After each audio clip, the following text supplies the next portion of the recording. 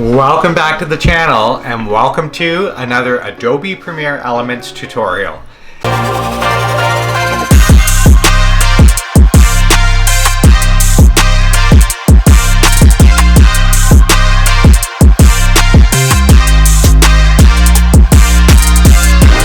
Have you ever wanted to add graphics or text to objects moving in your videos?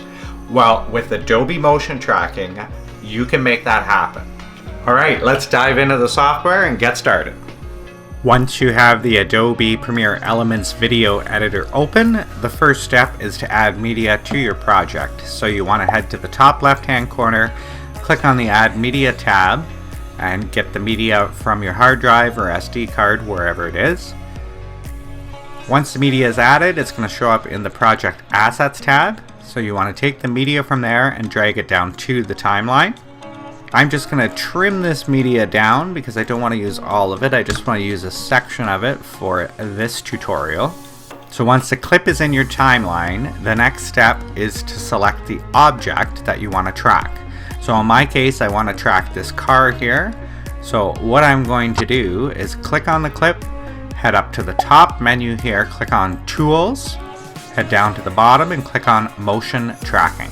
So the first step is to select the object. So on the left hand side here you can see a button that says Select Object. I'm going to click on that and then I'm going to select the vehicle.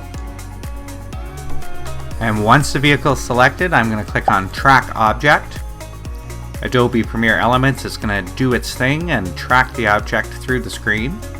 Once that's done, you can see I can attach graphics to the tracked object. So I'm going to click on the speech bubble here, drag it over to the screen, and I can add some text. Click OK. And then I can position this text bubble where I want it. So I think I want it there and probably a little bit smaller. Okay, so I'm going to put it right there. And once I'm finished, I click on Done. It applies the keyframes, and if we want to see what we made, we just click on the play button here. And that's it.